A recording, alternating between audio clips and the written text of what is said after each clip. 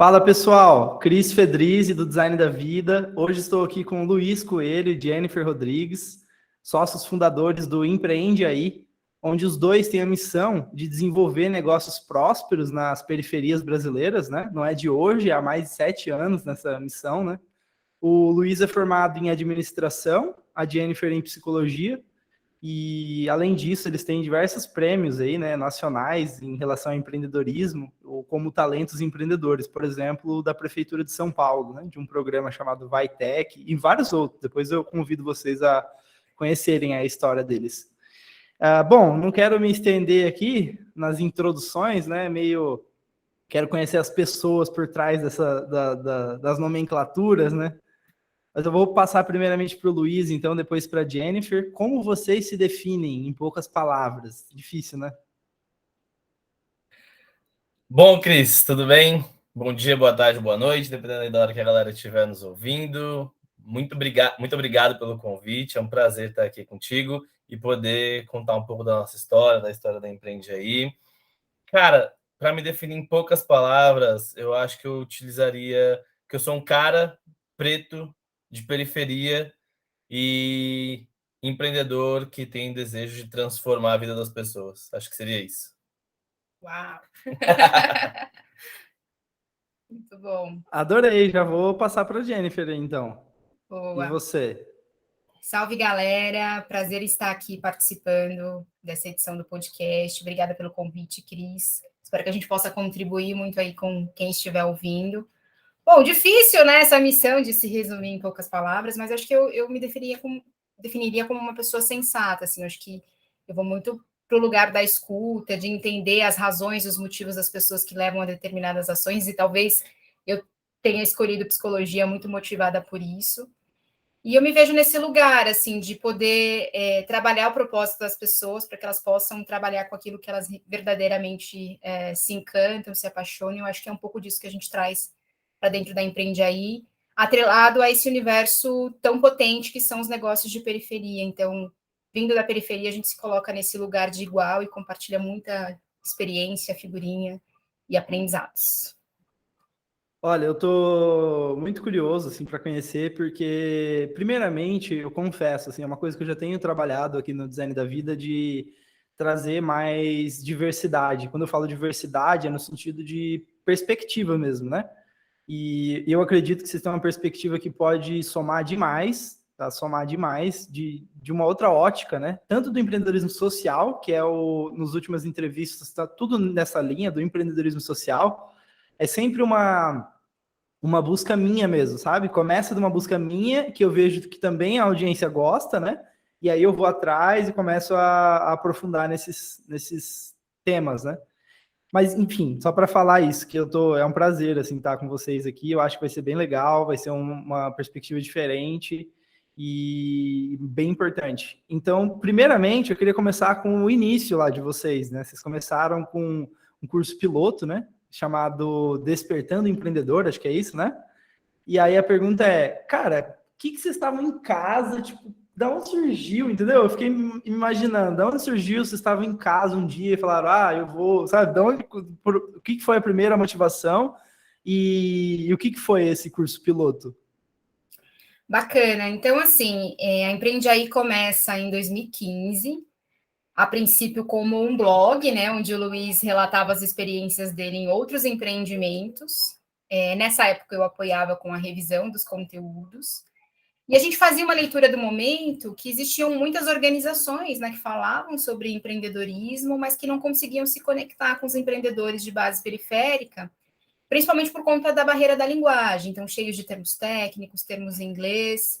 Então, a gente decidiu ser esse facilitador de conteúdos de empreendedorismo de maneira traduzida para os empreendedores, isso no primeiro momento como blog, até que a gente participa de uma palestra no dia 1º de maio de 2015, então essa data é simbólica para nós, e está chegando já o nosso aniversário, né? No dia que a gente está gravando, né? No dia que for ao ar, talvez eu tenha passado, talvez a gente já tenha 7 anos. Pode ser, é verdade. E nessa data, a gente participa de uma palestra no Rio de Janeiro, do Mohamed Yunus, e essa palestra foi muito mobilizadora, porque a gente saiu de lá muito com o desejo de fazer algo a mais pela nossa comunidade, pelo nosso território, porque a gente é também de periferia. E aí a gente decide criar uma metodologia para poder ensinar as pessoas. Então, usando muito como repertório prático e também acadêmico, né? Você trouxe aí as nossas formações. A gente sempre gosta de destacar que a gente se formou através de uma bolsa do ProUni, então a gente se viu nesse lugar de multiplicar aquilo que a gente foi adquirindo.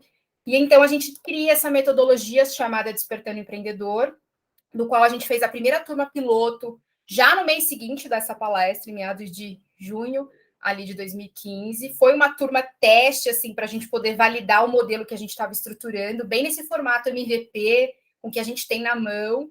E no caso era grana zero, né? A gente foi contando com alguns parceiros que disponibilizaram espaço, alguns materiais, os alunos levaram café, e a gente foi otimizando esses recursos para poder validar essa primeira turma, se a metodologia, né, as ferramentas, o conteúdo estava funcionando.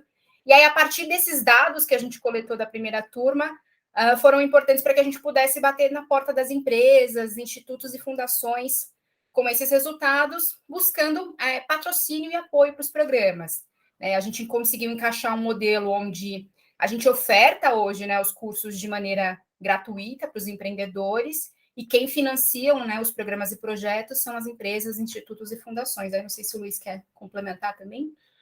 Nessa primeira turma piloto, a gente estava testando, inclusive, um modelo de receita, né, que era tentar cobrar do próprio aluno. Mas a gente viu que seria inviável conseguir cobrar do aluno naquele momento um valor que pagasse a estrutura que a gente necessitaria de ter. Então, a gente viu que cobrar do aluno naquele momento não funcionaria. Então, a gente foi buscando outros modelos de receita. E contando isso aqui em 2 minutos, parece que foi super tranquilo. Simples. Mas, na prática, demorou 1 ano. A gente demorou da primeira para a segunda turma 1 ano buscando financiamentos, editais, empresas, até conseguir fazer a segunda turma.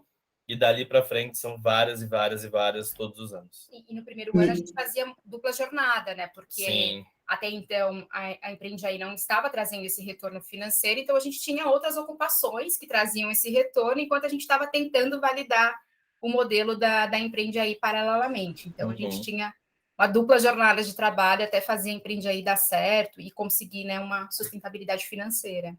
Uau! E aí, calma aí, vamos lá. Já tem 1 milhão de perguntas. Esquece a pauta. Eu sou sempre assim, cara. É engraçado. Eu começo com a pauta, mas depois a gente vai voltar nela. Mas assim. A gente se encontra. Cara, vamos lá. Primeiramente, os alunos lá, os primeiros alunos do piloto. Me ajuda a dar um contexto para quem está ouvindo e para mim também. Você falou, né? A gente queria cobrar do aluno, primeiramente, mas viu que não era viável. Por que não era viável? Tipo, me explica melhor, assim, como que é o contexto dessa pessoa, entendeu? Desse aluno que estava indo lá e tal.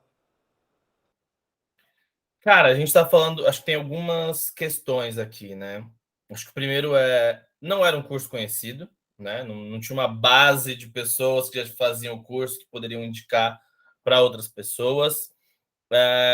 Segundo, a gente está falando de um público-alvo que eram principalmente jovens das classes C e D naquele primeiro momento. Então, vale dizer também que a gente também estava testando o público.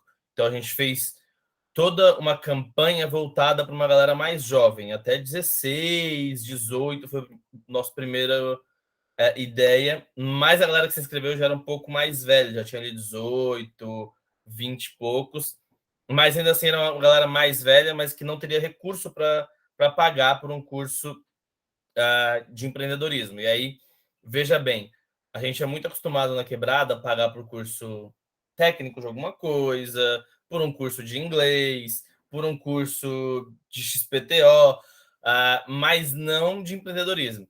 Né? Não é um curso que está no radar das pessoas pagarem para aprenderem a ser empreendedoras. Talvez hoje até esteja mais. Mas há 7 anos atrás, presencialmente, não tinha. Falando para a periferia, não tinha isso.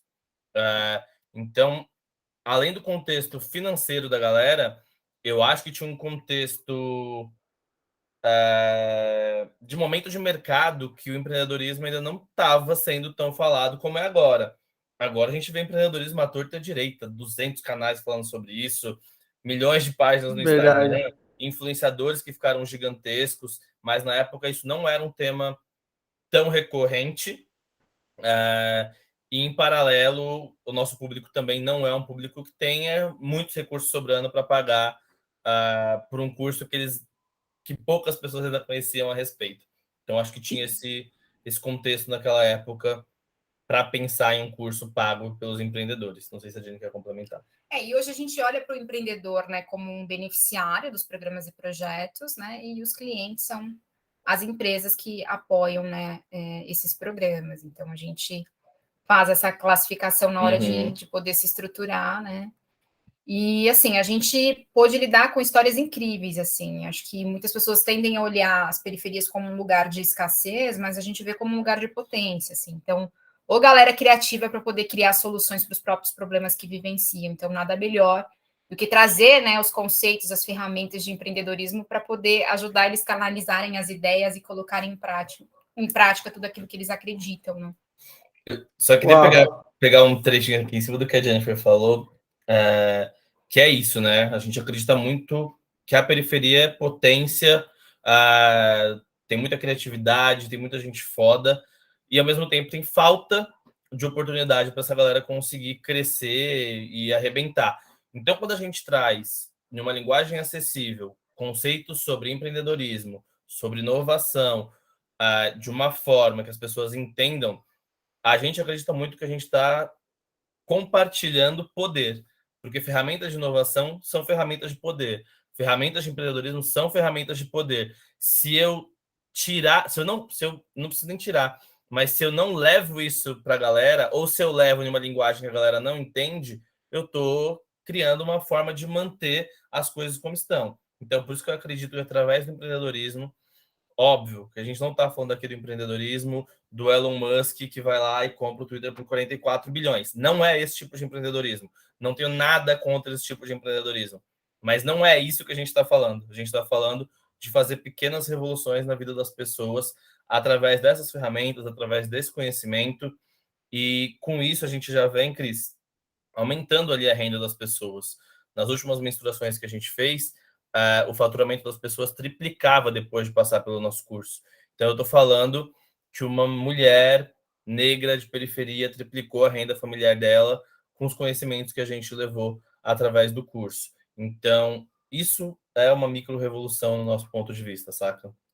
E a periferia que empreende historicamente, né? Assim, quem não conhece, né, uma mãe solo que buscou alternativas para geração de renda e complementar o orçamento familiar, né? Então, através de trabalhos ligados à beleza, à alimentação. Então, quando a gente fala, né, dessa transformação dos empreendedores, a gente está falando não só, né, na vida do empreendedor, mas da família e muitas vezes da comunidade, do entorno. E uma transformação em cadeia realmente que acontece na prática, né? É isso. A gente fala pra caramba. Não, eu adoro. Eu adoro. O espaço é de vocês, vamos falar assim. Essa que é a ideia. Assim, olha, eu fico tocado realmente, de verdade, assim, porque o design da vida também nasceu dessa mesma vibe, entendeu?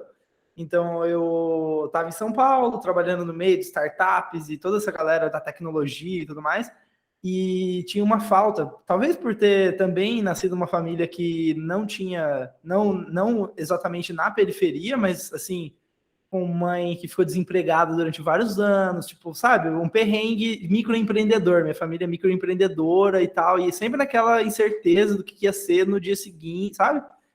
E talvez venha daí da minha vontade também de contribuir, né? Mas eu via os Elon Musks da vida no meio das startups e tudo mais, e não me preenchia, entendeu? Porque eu falava, cara, e aí, sabe? E depois, sabe? E depois, beleza? Bilhões e tal, mas e daí? Cadê o que vai tocar meu coração, né? De fato, de ver a mudança na vida. Eu não tô nem falando que o Elon Musk não muda a vida de ninguém, não é isso que eu tô dizendo também. Aí é uma discussão que a gente teria que entrar a fundo, né? Tipo, tem muita coisa dentro disso, mas nem vou entrar nisso. É mais a questão assim de tocar o coração mesmo. E aí o design da vida nasceu daí. Mas aí uma pergunta para vocês é o seguinte: eu estou me imaginando no lugar de vocês. Que é uma pergunta que às vezes fica na minha cabeça, né? E quando eu estou negativo, vamos dizer assim, eu acabo indo nisso e depois eu volto, que é o seguinte pensamento. Por que vocês não pensaram assim, cara, eu vou empreender, eu vou entrar numa, sei lá, numa empresa maior, eu vou me fortalecer e tal, e eu vou empreender, eu vou ser rico e vou vender minha empresa no futuro, sabe? Tipo, uma visão mais egoísta do lado empreendedor. E vocês optaram por não. Falar, cara, não, beleza, eu sou da periferia, eu cresci, ganhei poder, que é nessa linha, né, do poder que é o conhecimento, que é o acesso, né? E eu quero dar de volta, entendeu? Tipo, eu quero voltar e entregar de volta e ajudar a periferia. Por quê? É muito comum, né, a gente ouvir esses relatos, né, das pessoas que ascendem profissionalmente e tendem a sair da periferia, né, mudam de endereço, enfim. E eu acho que nunca passou pela cabeça, sabe? Eu acho que claro que a gente pôde também melhorar um pouco, né, a nossa condição social enquanto empreendedor, tendo negócio, contratando pessoas e também trazendo, né, essa transformação para dentro, né?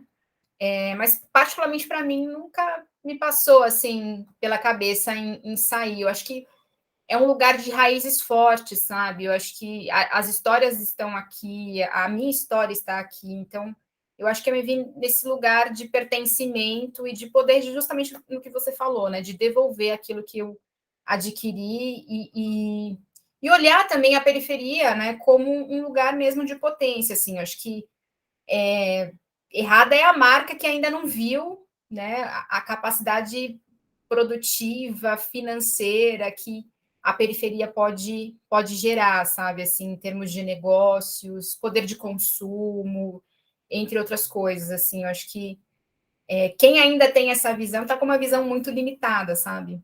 Não sei se. E eu acredito que uma coisa não exclui a outra também. A gente muitas vezes acredita que para ter uma empresa grande e que você possa ganhar muito dinheiro ou que você possa crescer muito, ela não pode ter um impacto social positivo. Eu acho que a gente vai em uma outra linha, assim, de que dá para fazer as duas coisas, sabe? Não é o modelo de negócios da Empreende Aí, não é o modelo de crescimento exponencial, super rápido, pega um monte de dinheiro para vender lá na frente. Não é isso.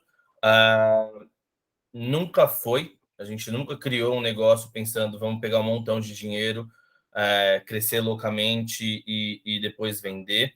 Mas eu entendo que dá para fazer as duas coisas. Entendo que dá para você criar um negócio que tenha um bom impacto na periferia, que tenha um bom impacto na vida das pessoas e ainda assim pegar muito dinheiro, crescer bastante, depois vender lá na frente. Acho que as marcas estão, as grandes marcas, as grandes empresas, inclusive, buscam esse tipo de negócio para comprar.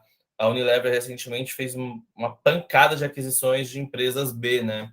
Que são as empresas com certificado B e tal. Então, acredito que isso vem mudando de uma forma interessante, consistente, e eu acho que a gente está há poucos anos aí de começar a ver uma série de empresas que nasceram na periferia sendo compradas por empresas maiores, sabe? Não acho que a gente está muito longe disso, não. Já começaram as primeiras rodadas de investimento em empresas das periferias, então imagino que daqui a pouco tempo a gente vai ver elas sendo compradas também por grandes marcas, e aí as pessoas vão ter impactado centenas de pessoas, milhares de pessoas, ainda vão ter enchido o bolso de dinheiro. Acho que dá para fazer as duas coisas buscando um equilíbrio difícil, mas possível. Sim. Um outro dia a gente vai fazer um episódio só sobre isso, porque eu li Mohamed Yunus, eu também li o livro do Mohamed Yunus, foi o primeiro que me provocou pra caramba e eu tô nesse momento de me questionar também, sabe? Do modelo de negócio. Ou eu vou por uma linha sem fins lucrativos, tipo, todo o lucro vai ser reinvestido, né, para gerar mais impacto, aquela linha do Mohamed Yunus, né? Ou não. Tipo, eu vou gerar lucro mesmo, vou ter lucro para mim e tudo mais, mas sem tirar o foco do impacto, sabe? Que é isso que você está dizendo também. Então eu ainda tô. Por isso que eu perguntei também, mas enfim. Vamos para outro ponto aqui que eu queria explorar, que é o seguinte: vamos falar do que diferencia vocês. Tipo, por que vocês, sabe? Tipo, o que se foi acesso ou oportunidade, ou vocês acham que é uma visão diferente mesmo? E como que vocês acham que a gente talvez poderia multiplicar? Acho que a Empreende aí já é essa missão, né, de multiplicar, mas, enfim, como vocês enxergam essa temática? Cara, acho que talvez o que mais nos diferencia é o fato da gente ser a gente, da gente ter vindo de onde a gente veio, sabe? Acho que isso faz com que a gente consiga conhecer muito sobre a periferia de uma forma muito aprofundada e que não foi um conhecimento que veio através de livros ou de cursos, mas de vivência, né? Então, quando a gente fundou a Empreender, eu tinha 22 anos, então foram 22 anos de vivência em um território periférico e com isso você conhece profundamente a realidade daquelas pessoas. Em paralelo a isso, eu acho que eu e a Jennifer, a gente tem uma trajetória profissional que é semelhante em alguns aspectos, mas a gente foi jovem aprendiz, a gente trabalhou em empresas grandes, a gente teve ali uma aproximação com esse universo organizacional que deu para a gente um diferencial de entender qual a língua que a empresa fala, qual vai ser a maneira que eu vou me aproximar disso, como eu vou me aproximar daquilo, o que é interessante para uma empresa grande. Então, acho que isso foi dando para a gente uma... A gente tem um mentor que é o Arthur Rufino, que ele costuma dizer que a gente é o Google tradutor entre a quebrada e o meio corporativo, sabe? Então, talvez esse seja o nosso grande diferencial, conseguir não é deslocar a palavra, mas circular entre as grandes empresas e a periferia e conseguir trazer, então, o recurso dessas grandes empresas para capacitar esses empreendedores, para trazer novos conhecimentos para essa galera. Acho que como a gente multiplica Luizes e Jennifers, não sei o plural de Jennifer porque já termina com S, mas, cara, eu acredito que, óbvio, o trabalho que a gente faz já dá uma boa fortalecida nas lideranças, no autoconhecimento das pessoas, dá uma boa visão de negócios, mas é muito difícil a gente conseguir fazer isso em uma grande escala sem falar de poder público. Então, acho que tem que ter investimento forte em educação, investimento forte em empreendedorismo para os pequenos empreendedores, uma grande forma das pessoas acessarem cada vez mais educação, seja ela tradicional, seja educação para os novos modelos de trabalho, novos modelos de negócio. Então, eu gosto muito de iniciativas da sociedade civil, tem o Empreende Aí, tem milhares de organizações que buscam fazer essa transformação, mas ninguém tem o alcance que o poder público tem. Então, e aí não é terceirizando isso para o poder público, mas como a gente se organiza e pressiona, seja lá quem estiver no poder, para poder, de fato, conseguir resolver isso com uma escala que o Brasil necessita para que esse problema seja resolvido. Eu acho que na linha dos diferenciais, né, além de entender e se conectar com a periferia, né, a linguagem ser contextualizada, eu acho que um outro diferencial também é a gente olhar para o indivíduo, né, antes do negócio. Assim. Então, puxando a sardinha para o meu lado, né? Quando a gente constrói a metodologia, né? A gente traz essa bagagem também acadêmica, e eu trago essa importância do autoconhecimento, né? A importância do empreendedor descobrir suas habilidades, competências, para então poder entender que tipo de negócio pode nascer a partir dessa bagagem e desse repertório que o empreendedor já tem, né? Acho que esse saber empírico, ele é muito importante na hora da construção dos negócios, quando a gente vai idealizar, modelar, então a gente parte muito do indivíduo para chegar no negócio. Perfeito.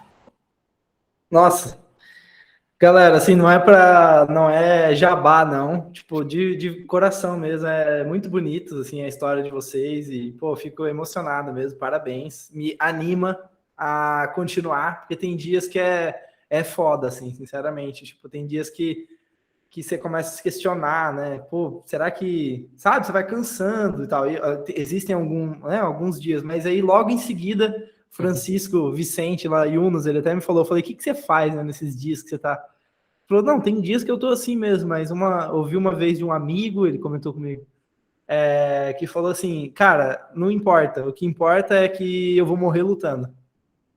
Então, tipo, Eu acho que essa mensagem é legal de falar aí para quem está ouvindo, né? Mas enfim, me dá um ar novo aí para continuar, porque é desafiador. Se a gente falar que é fácil, assim, eu acho que a gente está mentindo.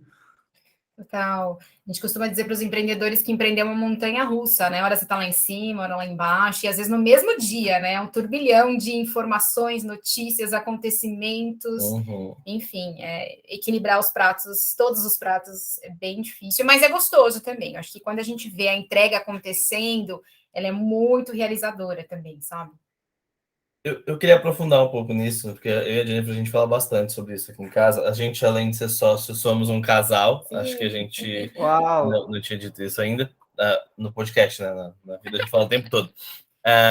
Mas a gente é um casal e a gente discute bastante sobre isso, né? Porque você abre o Instagram, tá cheio de empreendedor lá que, nossa, não erra uma vez, não erra numa negociação, não erra em um contrato, não erra uma conta na hora de fazer uma precificação.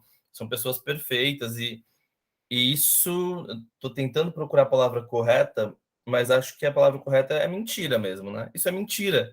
As pessoas estão mentindo para fazer marketing pessoal. Não existe um empreendedor que não erra, não existe todos os dias o negócio está incrível, não existe esse empreendedor de Instagram que acerta o tempo todo, assim, saca? Isso é uma forma cruel de marketing, de um marketing positivo, onde todo mundo acerta o tempo todo. Então, queria até alertar a galera que está ouvindo a gente para tomar cuidado com isso, porque é normal que a gente se sinta desmotivado, improdutivo, com falta de disciplina. Isso é comum, todo mundo sente isso. Eu estava ouvindo o Mano Brown no Podpah falando que tem dias que ele se sente improdutivo, tem dias que ele se sente um merda. Eu falei, mano, o Mano Brown, que é o cara que é o maior rapper desse país, um dos maiores artistas, se sente improdutivo tem dia, sabe? Tipo, não faz sentido a gente achar que a gente vai ser cobrança, né? Produtivo o tempo todo e a gente se cobre, a gente é normal, mas acho que dentro disso que a gente está falando, esse alerta é super importante para a gente não esquecer, sabe? E não esquecer por que a gente começou a fazer o que a gente está fazendo, sabe? O Emicida tem uma música que ele fala que é necessário, quando as coisas estão confusas, quando os caminhos se confundem, é bom voltar para o começo. Isso é importante para caralho. Eu vivo me pegando pensando nisso, porque às vezes o começo responde o porquê que você está aqui hoje, o como você está fazendo e o como você queria estar aqui hoje.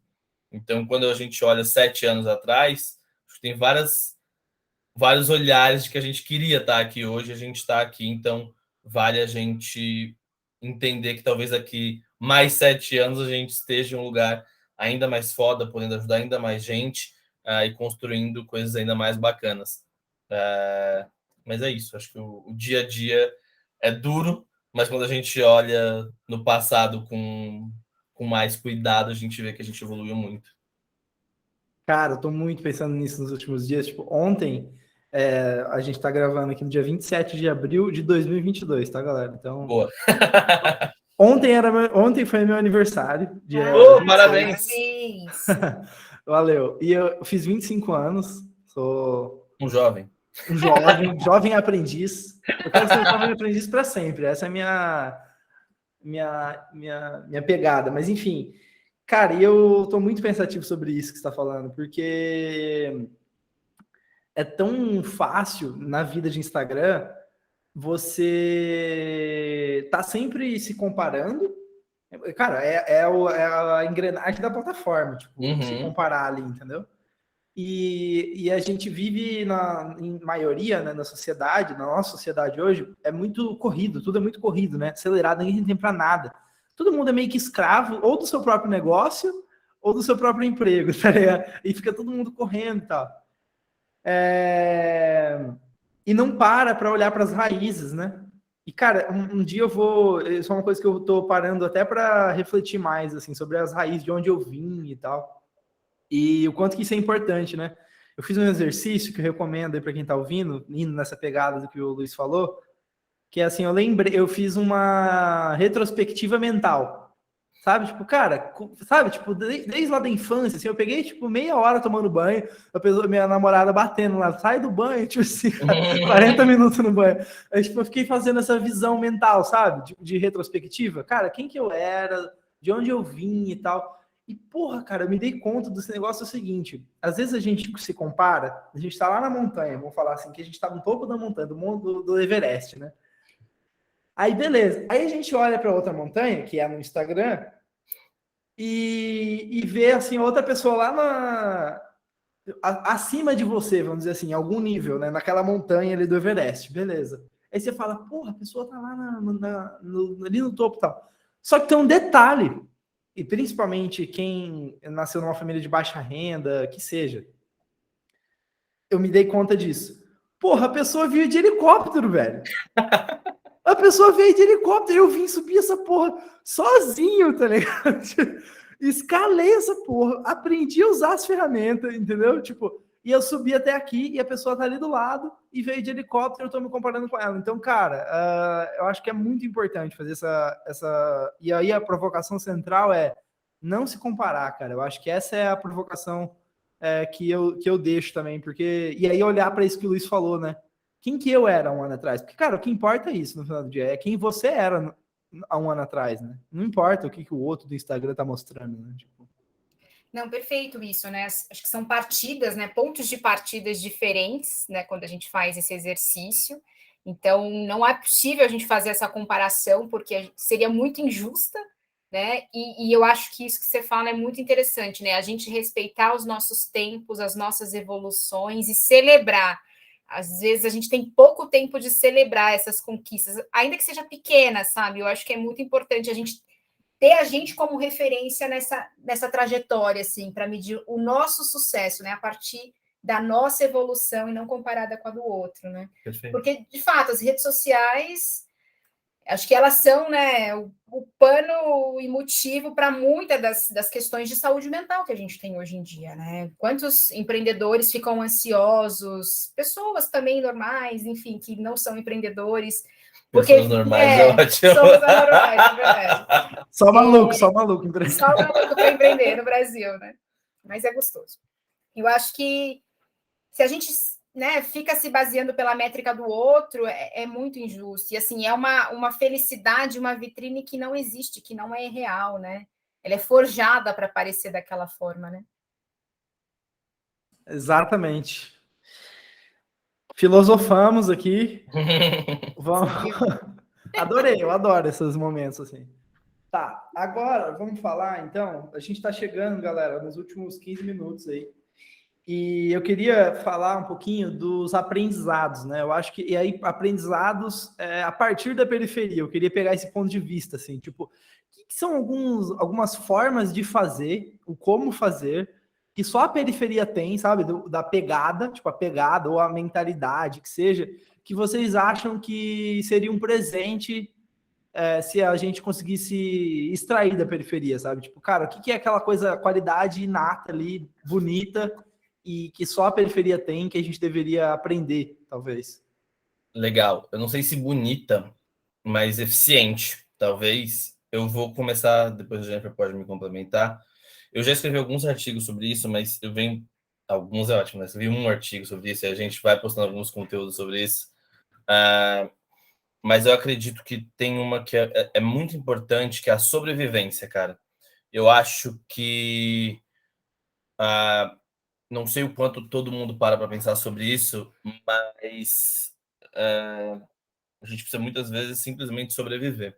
E na periferia a gente é especialista em sobreviver. Então você vai ver muitos negócios que são criados porque a mãe precisa sustentar a família, porque o pai precisa sustentar a família, e sobreviver vai sendo uma arte de se adaptar a seja lá o que estiver acontecendo no mundo, sabe? Tá tendo guerra, tá tendo pandemia, tá tendo, não sei, mas a galera vai se adaptando para conseguir sobreviver.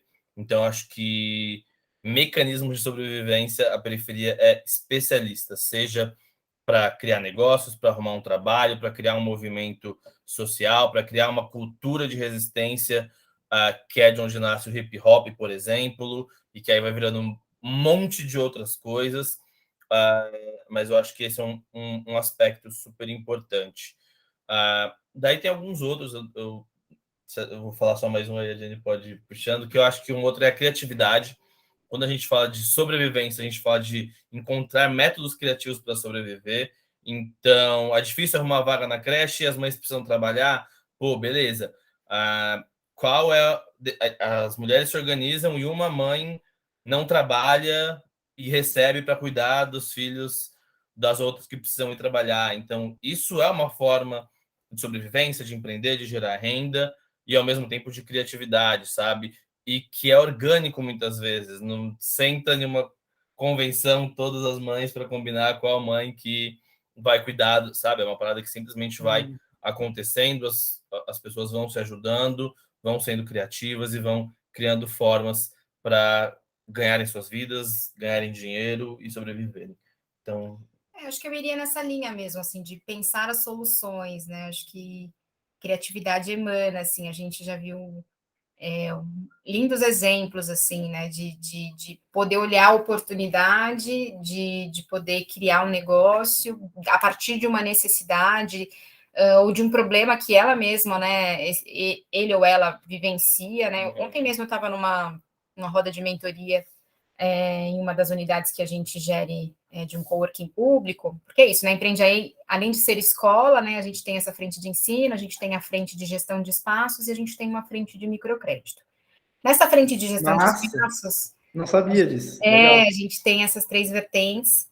E nessa frente de gestão de espaços, a gente oferta uma série de atividades, né? E estava numa mentoria coletiva com algumas mulheres e tinha uma mãe, né, de um filho especial e que viu, né, ali o momento da pandemia começando e a dificuldade do filho dela em se manter com a máscara para poder circular.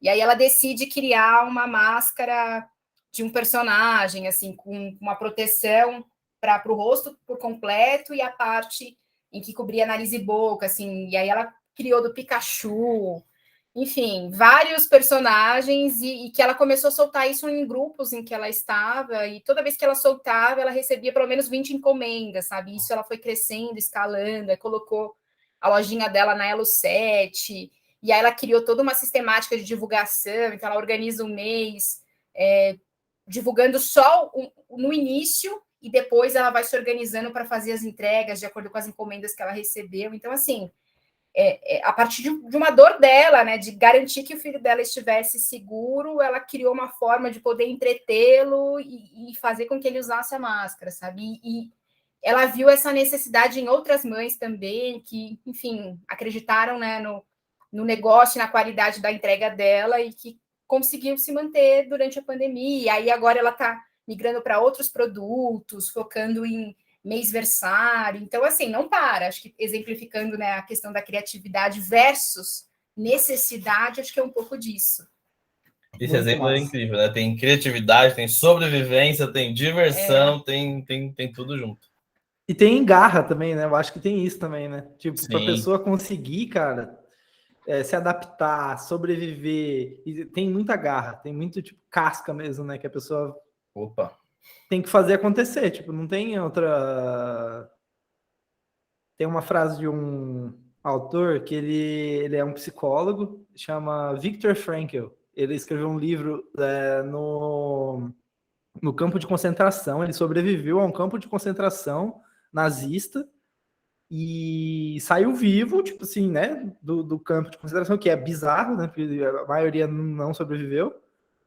E aí ele criou um estilo de terapia, chama logoterapia, acho que é esse o nome, que é baseado em descobrir o seu propósito e tal. E ele tem um livro que, eu juro, assim, tipo, se você não chorar, eu não sei, você vai ter que ir no médico. Eu chorei, pelo menos. Que é nessa linha do, tipo, viver com propósito, eu não lembro agora, é o sentido da vida, eu acho, sentido de viver, sei lá. Depois eu vou ver e eu vou deixar na descrição aí para quem quiser. E ele fala isso, quando você não consegue mudar a situação, você tem que mudar você mesmo. Cara, eu achei isso muito foda. Sabe, tipo, e é um pouco disso, né?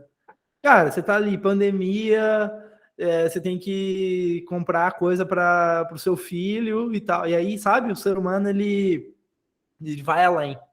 Ele vai além, tipo, porque você não tem opção, basicamente, sabe? Eu acredito muito no cenário de não ter opção. Às vezes é o melhor cenário para fazer uma parada acontecer. Óbvio que o ideal é ter opções, né? Quando a gente não tem Perfeito. opções, pode levar a desespero, pode levar a decisões erradas e tal. Mas, inclusive, a gente fala nos cursos que, às vezes, o melhor plano B é não ter o plano B, é focar no plano A, porque é o plano A que vai funcionar, que vai dar certo, e você vai fazer de tudo para aquilo acontecer, porque não tem outra alternativa. Ou você faz acontecer, ou você faz acontecer. E isso vai fazer com que você tenha mais garra, mais disciplina, mais engajamento, e isso é importante e funciona. Funcionou para a gente, funciona para outras pessoas, mas óbvio, né? Conforme você vai melhorando aquilo, conforme vai entregando os resultados, você vai ampliando seu número de opções, porque é fundamental que não fiquem todos os ovos na mesma cesta, né? Mas Sim, para alguns momentos da vida eu acho que isso é importante, principalmente para quem está começando a empreender. Ter um plano e focar naquele plano, porque às vezes tem que ser teimoso, né? Beirando a doideira ali, como a gente já falou. total. Vamos pegar uma história real? Eu queria aproveitar os minutinhos para a gente falar de alguma história e, tipo assim, eu queria puxar meio que duas coisas dentro disso, que é o seguinte: primeiro é uma história de alguém que passou pela Empreende aí, que sim, emociona vocês em algum nível, fala, cara, nossa, foi muito legal, essa pessoa mudou, e algum desses exemplos que você falou do faturamento e tudo mais. Uhum. Tipo, quais são as características? A segunda coisa é, quais são as características que... Porque eu imagino que não é todo mundo que passa que, né, tipo, que tem muito do lado da pessoa também, né, da pessoa se expor, né, tá disponível a mudar e tal. Enfim, então, assim, essa história dessa pessoa e as características que vocês acham que diferencia, sabe, essa pessoa, esse empreendedor se destacou, vamos dizer assim, por quê, né? Difícil, né? Porque são mais de 1.500 histórias, Uhum. né, de empreendedores capacitados.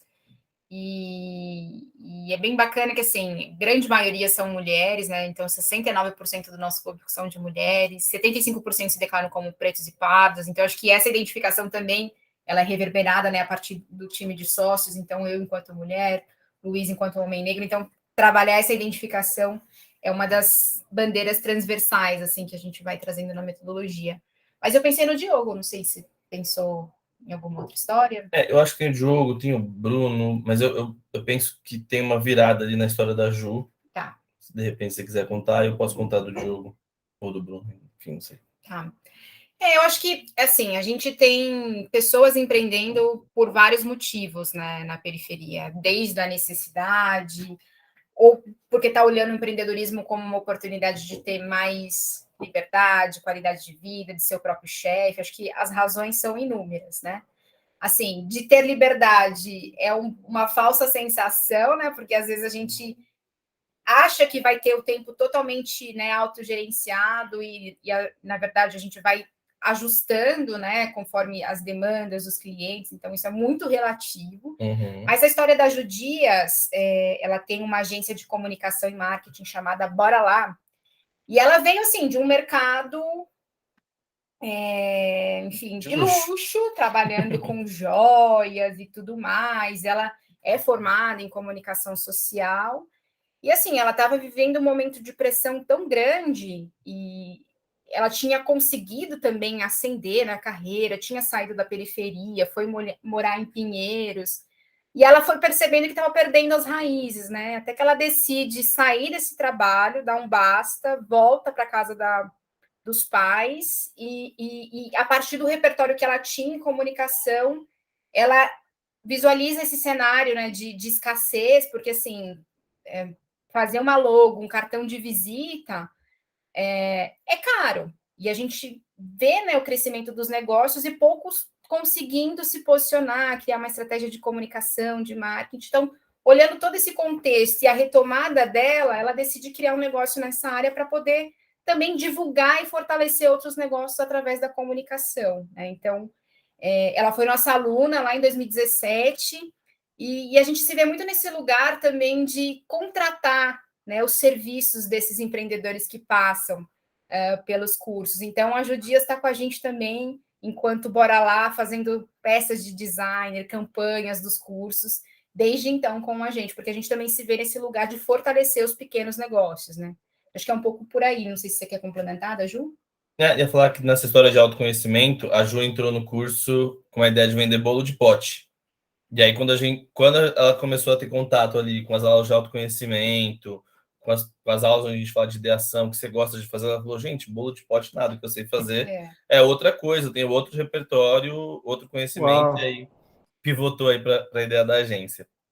E aí tem a história do Diogo, o Diogo falando da segunda turma, em 2016, e no início dessa segunda turma, a gente tinha um desafio que era, no final da turma, na verdade, tinha um desafio que era fazer um financiamento coletivo e conseguir ali o primeiro recurso para o seu negócio. O Diogo tem uma tem uma escola de inglês, e aí ele conseguiu levantar os primeiros R$ 5.000 para essa escola através desse financiamento coletivo do curso, e aí ele foi crescendo, foi conseguindo trazer professor, trouxe sócio, foi trazendo alunos, foi testando vários modelos de negócio, testou vender direto para o aluno, testou fazer financiamento cruzado, né? Vende para um aluno mais caro e o excedente, né? O lucro, ele paga um curso para um outro aluno. Recentemente ele foi no Shark Tank, pegou investimento de alguns dos Sharks lá, entre eles o dono da Chili Beans, por exemplo, então virou sócio do dono da Chili Beans, abriu um segundo negócio, que é a Mais Um Code, que ensina programação para a galera de periferia. Então, o jogo é um grande case aí das nossas turmas, dos nossos cursos, e está voando. Curioso, né, que essa história da bagagem, né? Como que ele aprendeu inglês? Ele é mormon, então eles têm a prática, né, de viajar, circular o mundo em missão. E aí ele teve a oportunidade de ir para Portugal, e aí nos grupos, né, enfim, reunindo pessoas de vários lugares, nas trocas, né, com os colegas, ele foi aprendendo a língua, e aí, quando volta, vê que, né, a periferia tem pouco acesso ao conhecimento, ao conteúdo, e por que não democratizar o ensino de inglês, né? E aí veio a ideia do primeiro negócio, que é a PLT Four-Way. Acho que até mudaram de nome já, hein? Já, né? Tô desatualizada. E aí depois ele segue para esse ramo da programação também. Então, empreendedor serial, poderíamos dizer assim? Certamente. E por quê? Tipo, o que ele, sei lá, o que vocês acham que destacou, assim, vamos dizer? Cara, isso é muito difícil de mapear. Não tem um padrão, né? Obviamente. Não tem um padrão, mas eu diria que é a motivação pessoal de cada pessoa, sabe? O Diogo sempre foi muito determinado a transformar a vida dele e a vida de outras pessoas através do inglês. Então, tinha também um desejo de crescer financeiramente, de sair de uma situação financeira e ir para uma outra situação financeira. Acho que tem essa questão. O da Ju, por exemplo, eu acho que foi muito mais uma questão de retomada a essas origens, saca? Então, acho que vai muito da motivação pessoal de cada empreendedor. Alguns é financeiro, alguns é social, outros pode ser familiar. Putz, vou ter um filho, ter uma filha, e isso vai mudando ali. Tem alguns que realmente encontraram uma boa oportunidade no mercado e foram trabalhando em cima dela. Então, o Bruno, do Clube da Preta, que a gente estava falando também, ele foi em uma feira que acontecia sempre em novembro e viu que era uma feira para afroempreendedores e viu que em novembro os afroempreendedores vendiam muito naquela feira em novembro, mas o resto do ano eles vendiam muito pouco. Então ele criou um clube de assinatura onde ele compra o produto desses afroempreendedores e vende através de uma assinatura para pessoas de classe A e B, geralmente. Então ele consegue pagar e comprar dos empreendedores o ano inteiro, gerando renda para os empreendedores e, ao mesmo tempo, difundir a cultura negra, os produtos dos afroempreendedores através desse box. Então, ele viu uma oportunidade e ele foi lá e conseguiu executar ali um negócio muito bacana, inclusive, e que vem crescendo bastante.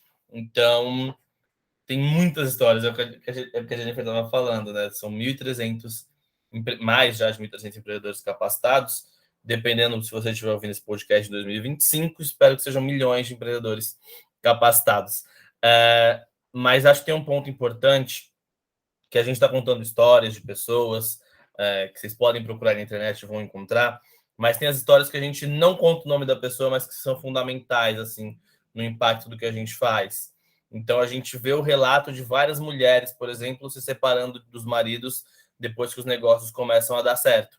Então, o negócio começa a dar um pouquinho certo, ela já ganha algum dinheiro, ela já perde ali essa dependência financeira com o marido, que muitas vezes é abusivo ou que faz algum tipo de controle psicológico, financeiro da vida daquela mulher, e ela rapidamente se separa.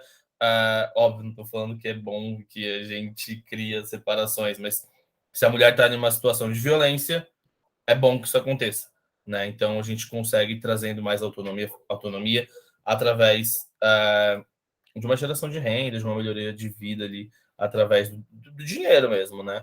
Então, acho que essa é uma história que a gente conta bastante.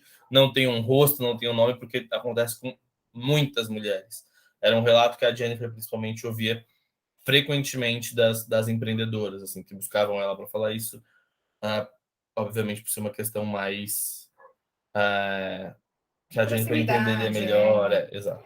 E isso é muito comum, né? E acho que é muito por essa linha mesmo do empoderamento financeiro, da valorização, da autoestima. A gente não trabalha, né, só com o público feminino, mas grande parte são mulheres. Então, isso é bastante comum, assim, elas entenderem o tamanho que elas são, a potência que elas representam e sair desse lugar, né, de instabilidade, de insegurança, e essa transformação acontecendo, ela é muito bonita, assim. Show de bola. Pessoal, muito obrigado. Se a gente pudesse, a gente ficava horas aqui, daria para entrar em vários tópicos, dar dica e tal, mas vou respeitar o tempo de vocês também. Obrigado, foi um prazer, adorei o papo de coração aí, que precisarem de ajuda em alguma coisa, contem comigo também, com o Design da Vida. Agradeço a participação e agora eu abro para vocês aí concluírem, falarem o que vocês quiserem, divulgar o que vocês quiserem. O espaço é de vocês e é isso. Boa. Como o podcast é atemporal, eu não vou divulgar os cursos que estão abertos ou que vão abrir, porque eu não sei quando você que está ouvindo vai ouvir, mas siga nossas redes sociais. A Jennifer pode me ajudar se eu falar algum errado, mas é @empreenderoficial, Instagram, @oluiz, com S, .coelho, meu Instagram também. Se você procurar Luiz Coelho no LinkedIn, também me acha, por lá que eu costumo falar um pouco mais. Falar é ótimo, né? Que eu costumo postar um pouco mais. Você quer falar suas? Sim, e nas outras redes também vocês encontram como Empreende Aí, né? Facebook, LinkedIn. E o meu arroba é Jennifer A. Rodrigues. Então, vocês conseguem acompanhar aí a nossa evolução, os cursos em abertos, outros projetos. Acho que nos acompanhem para a gente poder compartilhar histórias e experiências que a gente adora. Show de bola. Muito obrigado. Então é isso, pessoal. Um abração. Valeu, galera. Até a próxima. Tchau, tchau. Tchau.